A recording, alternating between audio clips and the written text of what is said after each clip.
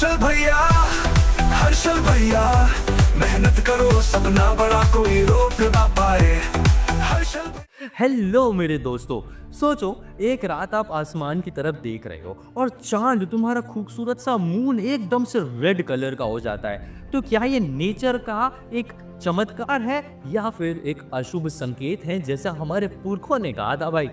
और जब ये सब होता है तो ये पितृपक्ष के पहले दिन ही क्यों होता है? तो सवाल यहाँ पे और भी ज्यादा गहरा हो जाता है। तो आज हम बात करेंगे रेड मून और लूनर इक्लिप्स के बारे में, उसके मिथ और साइंस दोनों के पर्सपेक्टिव से सोचेंगे कि ये क्या कंसेप्ट है भाई, ये अशुभ शुभ क्या होता है, क्यों ये रेड हो गया, कैसे ये पूरा इक्लिप्स काम करता है। तो चलो मेरे दोस्तों, मैं हूँ आपके प्यारे हर्षल भैया और चैनल का नाम है साइंस विद हर्षल बारोट।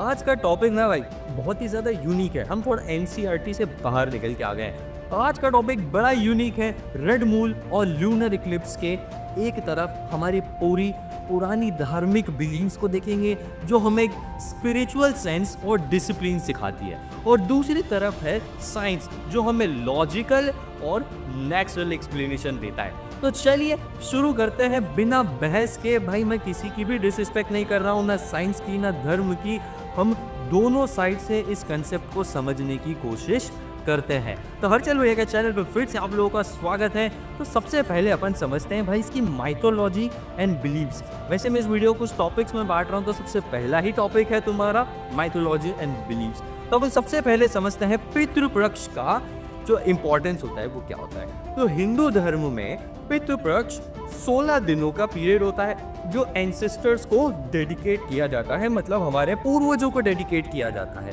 इस समय श्राद्ध और तर्पण किया जाता है, जिसे माना जाता है कि हमारे जो पूर्वज हैं, हमारे जो एंसेस्टर्स हैं, वो खुश होते हैं और अपना आशीर्वाद हमें देते हैं और हमारी फैमिली में हैप्पीनेस आती है, शुभ होता है सब कुछ। तो पहला दिन पितृपक्ष का एक शुभ आरंभ माना जाता है, लेकिन जब उसी दिन लाल चांद और ग्रहण हो जाए तो लोग इसे अशुभ मानते हैं, इसे बहुत डिमोनिक मानते हैं भाई। तो ग्रहण और अशुभ विश्वास क्या है ये चीज? हिंदू माइथोलॉजी के हिसाब से जो ग्रहण के दौरान पॉजिटिव एनर्जी दुनिया में रहती है वो कमजोर हो जाती है, जो पॉजिटिव एनर्जी सब कुछ है आसपास, हैप्पीनेस, वो सब खत्म हो जाती है, बिकॉज इट्स ऑल डार्कनेस। तो कई फैमिलीज में प्रेग्नेंट वुमेन को घर के अंदर रखा जाता है, खाना खाने की मना कर दी जाती है और पूजा पाठ तक बंद कर दिए जाते हैं भाई। ग्रहण को एक पाप का समय भी माना गया है, इसीलिए उसके तुरंत बाद स्नान, दान और मंत्र का जाप किया जाता है। तो भाई इसको काफी ज्यादा बुरा, अशुभ और एकदम खतरनाक माना गया है कि this is not good for you. अब वही बात करते हैं, ये तो इक्लिप्स की हुई। रेड मून का सिग्निफिकेंस क्या होता है? तो भाई लाल रंग को पुराने जमाने में खून, युद्ध और विनाश यानी डिस्ट्रक्शन का प्रतीक माना जाता था। जब चांद लाल होता है उसे लोग देवताओं की नाराजगी या कोई बुरी घटना आने की वार्निंग या चेतावनी के रूप में देखते हैं कि भाई कुछ बुरा होने वाला है, इसीलिए हमारा प्यारा सा चांद रेड कलर का हो गया है। इसी वजह से आज भी जब लाल चांद यानी रेड मून दिखता है तो कई लोगों के अंदर डर का माहौल बन जाता है, वो घबरा जाते हैं कि भाई मून कैसे रेड हो गया यार, ये तो बहुत बुरी चीज है, ये नहीं होना चाहिए। और रेड कलर तो तुम जानते ही हो पहले से ही भूतों के लिए डेडिकेटेड होता है। अब देखो ये तो हुई हमारी माइथोलॉजी और बिलीव्स की बात है। अब अपन बात करते हैं थोड़ी साइंस की तरफ से। तो साइंस बोलता है भाई लूनर इक्लिप्स होता क्या है, चंद्र ग्रहण होता क्या है? तो बेसिकली सिंपल सा कंसेप्ट है, जब अर्थ, सन और मून एक स्ट्रेट लाइन में आ जाते हैं और अर्थ अपनी शेडो मून पर डालती है तो होता है लूनर इक्लिप्स। मतलब सिंपल वर्ड अपन समझते हैं कि मून अर्थ के पीछे आ जाता है, ठीक है, और सन की लाइट डायरेक्ट उस तक नहीं पहुंच पाती, इसलिए जो वो ब्राइटनेस होती है, जो सन की रिफ्लेक्शन चांद की दिखती है, वो गायब हो जाती है। ये एक कंप्लीटली नेचुरल सेलेस्टियल अलाइनमेंट है, इसमें कोई भूत, प्रेत, श्राप, कर्स ये सब चीजें नहीं होती मेरे भाई, क्योंकि देखो अर्थ बीच में आ गई तो सीधी सी बात है, लाइट उब जाएगी। और एन एग्जांपल, मैं एक जगह पे खड़ा हूँ, लाइट आ रही है और मैं वहाँ पे बीच में खड़ा हूँ, तो दीवार पे मेरी शैडो बनेगी ना, लेकिन तुम बोलोगे कि फिर वो शैडो रेड कैसे हुई? तो होता ऐसा है कि जब अर्थ की शैडो मून पर गिरती है तब भी थोड़ी लाइट अर्थ के एटमॉस्फेयर से गुजर कर मून तक पहुंचती है, साइड में से ट्रेवल करके।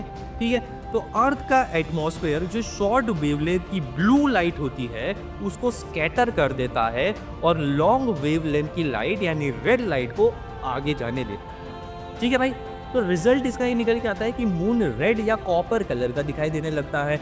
इसी को हम कहते हैं रेली स्कैटरिंग। क्या बोलते हैं भाई? रेली स्कैटरिंग बोलते हैं इस कंसेप्ट को। इसको ही ब्लड मून भी कहा जाता है, जो कम्प्लीटली एक ऑप्टिकल फिनोमिनम है। मतलब भाई सीधी सी बात है, पूरा फिजिक्स लग रहा है। साइंस ने इसका लॉजिकल और ट्रूथफुल एग्जाम्पल तो दे दिया।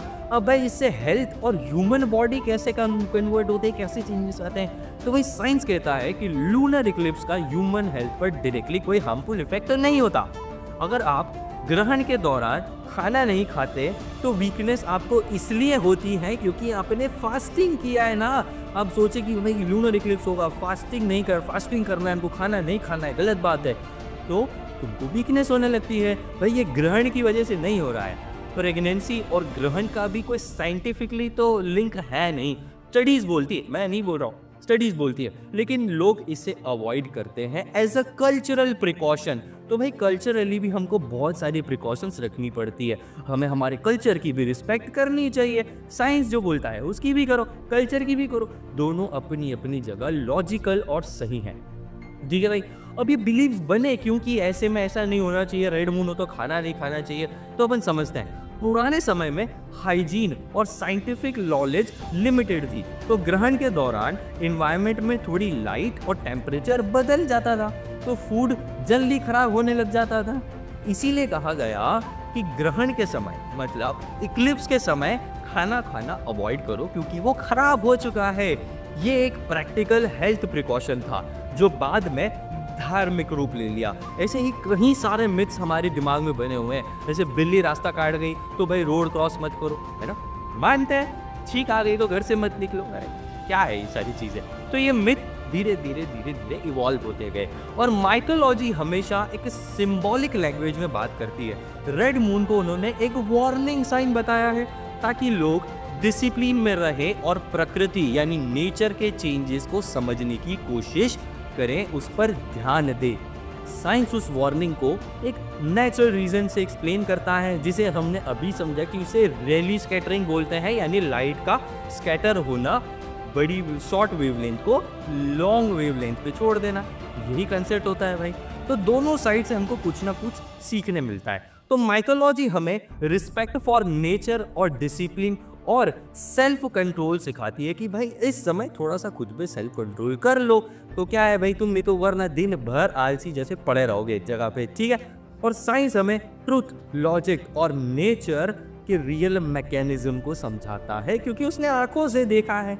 ओके, और हम दोनों को बैलेंस करके देखें तो हमें एक होलिस्टिक व्यू मिलता है कि यूनिवर्स के इवेंट्स को रिस्पेक्ट करो और उसको समझो, चाहे वो कल्चर रिलेटेड हो चाहे वो साइंस रिलेटेड हो, दोनों अपनी अपनी जगह लॉजिकल बातें करते हैं और दोनों एक बैलेंस बना के रखते हैं। गलत दोनों नहीं है, क्योंकि हमने बहुत अजीब अजीब चीज़ें सीखी है, अजीब अजीब लोगों से सुना है, तो अपन अपने हिसाब से बातें बनाने लग जाते हैं। दैट इज़ ह्यूमन साइकोलॉजी, लेकिन फैक्चुअल बातें अलग होती है।